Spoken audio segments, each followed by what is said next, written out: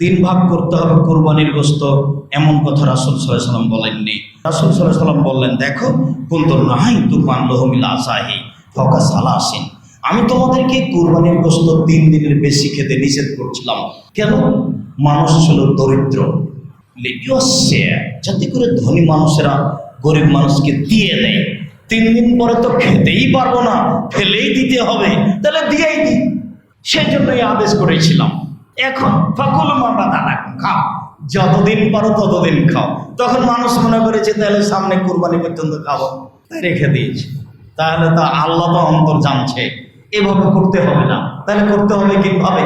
বিভিন্ন এলাকাতে বিভিন্ন নিয়ম আছে, আসলে এগুলো একটাও ঠিক নয়। একটাই হলো এটাই নিয়ম, গরিব মানুষ বেশি আছে বেশি দিয়ে দেন, কম রাখেন। গরিব মানুষ কম আছে তাহলে বেশি রেখে দেন, কম দেন।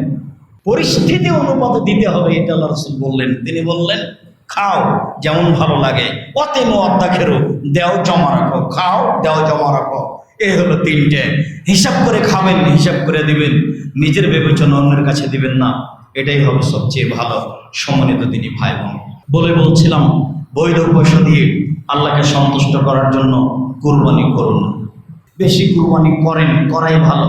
ফকির মিসকিনকে দিয়ে দেন, দেওয়াই ভালো। 7 ভাগের কথা তো আমি না করিনি, 7 ভাগ তো হাদিসেই আছে। জাবের রাদিয়াল্লাহু তাআলা আনহু বলেন, রাসূল সাল্লাল্লাহু আলাইহি সাল্লাম বলেছেন, আল বাকারাতুন সাবাতুন আল জাজরান সাবা, উট 7, গরু 7 জনের পক্ষ থেকে, উট 7 জনের পক্ষ থেকে। আব্দুল্লাহ ইবনে আব্বাস রাদিয়াল্লাহু তাআলা আনহু বলেন, কুন্না মান নবী সাল্লাল্লাহু আলাইহি সাল্লাম ফি সাফারিন ফাহাদারাল আজহা, আমরা একদা রাসূলের সাথে সফরে ছিলাম, কুরবানির সময় চলে আসলো।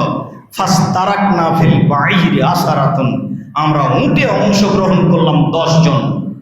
অফিল বাকারা সাবা, আর আমরা গরুতে অংশগ্রহণ করলাম 7 জন। 7 পরিবারের পক্ষ থেকে একটি গরু কুরবানি করতে হবে। আমার 33 বছরের অভিজ্ঞতায় কোনোদিন আসেনি। যত তদন্ত চালিয়েছি তত নাকচ বের হয়েছে। তার একটা হয়েছে ইমাম মালিক রাহিমাহুল্লাহ খুব জোরালোভাবে বলেছেন, 7 ভাগে কুরবানি চলবে না। আমি 7 জন বলেছি, 7 পরিবার কোনোদিন বলিনি। আর যারা বলছে, কে বলছে চলবে না, এটা হলো পরিবেশ নষ্ট করা। যদি এইভাবে বলতেন যে প্রত্যেকটা পরিবারের পক্ষ থেকে কুরবানি হওয়া ভালো, তবে 7 পরিবারও চলে, তাহলে কথাটা একটু নরম থাকতো। কিন্তু কথার গতি এমন শক্ত, জনগণ বলছে তাহলে করি। জনগণ তো বলছে যে হুজুর তো বললেন, কে বলেছে চলবে না, তাহলে তো জনগণ একটু উল্টা বুঝবেই।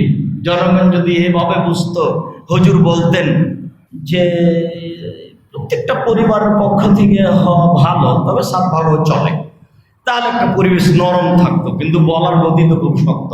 আল্লাহ, আল্লাহর কসম, একটা গরুতে 7টা পরিবার অংশগ্রহণ করবে এমন হাদিস কিয়ামত পর্যন্ত হবে না। আপনারা নাম শুনেছেন কিনা মাওলানা আব্দুল্লাহ আল কাফি আল কুরাইশি, তার ফতহ মাসাইল বইয়ে অনুমান আজ থেকে 60 বছর আগে লিখেছেন, অনুমান আজ থেকে 65 বছর আগে লিখেছেন, আমি আব্দুল্লাহ আল কাফি আল কুরাইশি একটা গরুতে 7টা পরিবার অংশগ্রহণ করবে এমন কোন হাদিস আমি অবগত হতে পারিনি।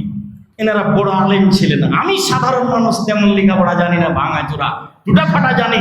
আমি 33 বছর থেকে গবেষণা চালাচ্ছি, কলমে ফতোয়া লিখি, 97 সাল থেকে কলমে ফতোয়া লিখি। আমার এই তদন্তে কোনোদিন একটা গরুতে 7টা পরিবার অংশগ্রহণ করতে পারবে এমন কোনো হাদিস অবগত আমি হতে পারি। তবে একটা পরিবারের পক্ষ থেকে একটা কুরবানির 3টে সহিহ হাদিস আছে। 1, আয়েশা রাদিয়াল্লাহু তাআলা আনহা বলেন, আমার রাসূলুল্লাহ সাল্লাল্লাহু আলাইহি সাল্লাম বিকাবসিন, আল্লাহর নবী একটা ভেড়া কিনতে বললেন। এনজুরু ফি সাওয়াদিন ওয়া ইয়াবরুকু ফি সাওয়াদিন ওয়া ইয়ামসি ফি সাওয়াদিন, শোনো, ভেড়া কেন কিনো? কালোতে হাঁটে, কালোতে খায়, কালোতে দেখে। তাহলে কালো প্রাণীর মধ্যে কি রহস্য আছে তা বিদ্বানগণ চিন্তা করতে পারেন না। তবে বলেন যে মনে হয় গোশত স্বাদ হতে পারে, হতেও পারে। তিনি বললেন ভেড়া কিনো, কালোতে খায়, কালোতে হাঁটে, কালোতে শয়, কালোতে খায়, মুখ কালো, কালোতে শয়, পেট কালো, কালোতে হাঁটে, পা কালো। এটা তিনি বললেন। হউতিয়া বেহি লিজাইয়া বেহি, নিয়ে আসা হলো তার কুরবানির জন্য। তিনি বললেন, আয়েশা হালবিল মুতওয়া সাজিহা, আয়েশা ছুরি নিয়ে আসো, তুমি পাথরের মাধ্যমে ছুরিটা ধারালো করে নিয়ে আসো। স্ত্রীর নাম ধরে কাজে বলবেন, আয়েশা এক গ্লাস পানি দাও, নিজে নিজে পানি ঢেলে নেবেন না, নাহলে স্ত্রী মনে করবে আমার উপরে রাগ করেছে, সেই জন্য বলে না। কাজে স্ত্রীর নাম ধরে বলবেন, স্ত্রীও আপনার নাম ধরে বলতে পারে, মন খারাপ করবেন না। ওই যে একটু আগে ইব্রাহিম আলাইহিস সালামের স্ত্রী বলছেন, আই না তাজাবে ইব্রাহিম, ইব্রাহিম আপনি কোথায় যাচ্ছেন, আমাকে বলছেন না কেন কিছু? ওই যে দেখেন পৃথিবীর কত বড় মানুষ তার নাম ধরে তার স্ত্রী বলছে, কোথায় যাচ্ছেন আপনি? আর এইখানে আল্লাহ রাসূল বলছেন, আয়েশা ছুরি নিয়ে আসো, ধারালো করে নিয়ে আসো। কত নেবেন আয়েশা? ওই যে মসজিদ থেকে চাটাইটা নিয়ে আসো। তোমরা আমি যা ঋতুবতী, আর তাতে কি আছে, আজকে তোমার হাতে লেগে আছে নাকি, যাও নিয়ে আসো। নাম ধরে বলবেন, তাহলে ভালোবাসা বাড়বে। আর আদেশ করবেন, ভালোবাসা বাড়বে। মারবেন কম, গালি দিবেন কম, নিন্দা করবেন কম, বদনাম করবেন কম, শান্তি পাবেন বেশি। তাদেরকে সৃষ্টি করা হয়েছে শান্তি তৃপ্তির জন্যই, আর আপনার কারণে সেটা কমে গেছে। ভালোভাবে তাকে আদর করার চেষ্টা করেন, আপনার যা প্রয়োজন তাও মিটাবে, প্রস্তুত আছে ইনশাআল্লাহ। সম্মানিত মসজিদের মুসল্লি, বলছিলাম রাসূল সাল্লাল্লাহু আলাইহি সাল্লাম বললেন, আয়েশা সেটাকে করলেন, তার হাতে দেওয়া হলো। এবার তিনি বলছেন ফাজাও আকাদাল কাবসা, ছুরিটা নিলেন, ভেড়াটা নিলেন, ফাজাহু, এবার ফেলে দিলেন। ফেলে দিয়ে নিজে নিজেই ফেলে দিলেন, নিজে নিজেই ফেলে দিয়ে বলছেন, বুখারী অন্য হাদিসে পাটা তার চলের উপরে চাপিয়ে দিলেন, নিজে নিজে ফেলে দিয়ে বলছেন, আল্লাহুম্মা, এটাই পদ্ধতি কুরবানির, আল্লাহুম্মা, হে আল্লাহ, তাকাব্বাল মিন মুহাম্মদ, কবুল করো মুহাম্মাদের পক্ষ থেকে, ওয়ালে মুহাম্মদ, মুহাম্মাদের পরিবারের পক্ষ থেকে, বিসমিল্লাহ, আল্লাহু আকবার, আল্লাহর নামে, আল্লাহ সবচেয়ে বড়। এলো পদ্ধতি।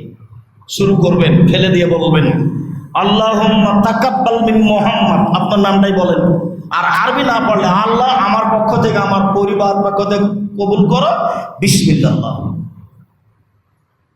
ফেলে দিয়ে দুজন মিলে ধরে আছে, আপনি ছুরিটি নিয়ে বলেন, আল্লাহ আমার পক্ষ থেকে, আমার পরিবারের পক্ষ থেকে কবুল করো, বিসমিল্লাহ।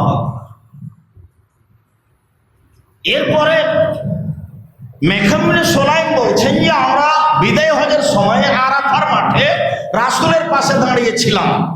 তিনি বক্তব্যের এক পর্যায়ে বললেন, ইয়া আইয়ুহান নাস আলা কুল্লি আহলি বাইতিন ফি কুল্লি আমিন উযিয়া, জনগণ শুনে রাখো, প্রত্যেক পরিবারের পক্ষ থেকে প্রতি বছর একটি করে কুরবানি করতে হবে।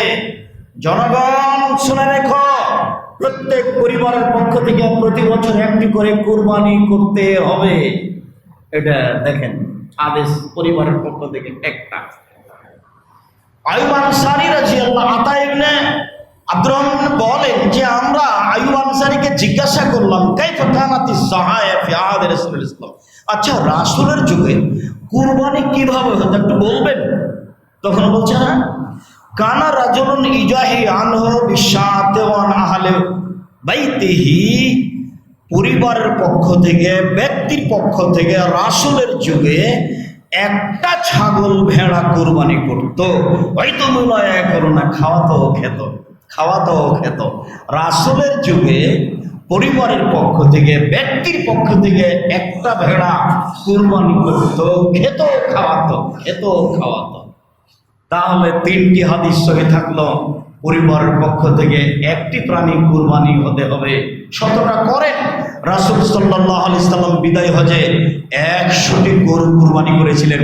63টি গরু নিজ হাতে এক টানা জবে করেছিলেন। তারপরে বলেন, আলী এগুলি নাও, বাকি তুমি করো। আলী শোনো, চামড়া, গোশত ফকির মিসকিনকে বন্টন করে দাও, আর যারা জবে করছে ওদের পারিশ্রমিক দাও, ওদের গোশত দিবা না। হাদিস বুখারী মুসলিম। পারিশ্রমিককে যে কাজ করছে তাকে টাকা দিতে হবে, গোশত নয়। আর যদি গোশত দিতে হয় অসহায় মনে করে, সেটা ভিন্ন জিনিস। ও কাজ করেছে সেজন্য নয়, কাজ করেছে টাকা দেন, আর অসহায় হিসাবে আবার গোশত দেন। কথা বুঝাতে পারলাম না? গরিব মানুষ কাজ করেছে, টাকা দেন না, টাকা দেন। আর গোশত দিবেন অসহায় হিসাবে, এই কাজের বিনিময়ে নেই, কাজের বিনিময়ে টাকা দিতে হবে। একটাই মানুষ, তাকে টাকা দেন, গোশত দেন, এটাই ঠিক। এবার আব্দুর রাজ্জাক সাহেব কথার শেষে চলে আসি। তা তো বুঝলাম এই পরিবারের পক্ষ থেকে একটি পশু কুরবানি করতে হবে, একাধিক করি, যেহেতু আল্লাহকে সন্তুষ্ট করা প্রয়োজন। একাধিক করেন এটাই ঠিক, 5টা 10টা কুরবানি করেন, সারা বছরে যায় নেকি করেছেন তা একবারে এই সময়তে তার চেয়ে বেশি করে নেন। আর কুরবানির মাস তো ভিন্ন,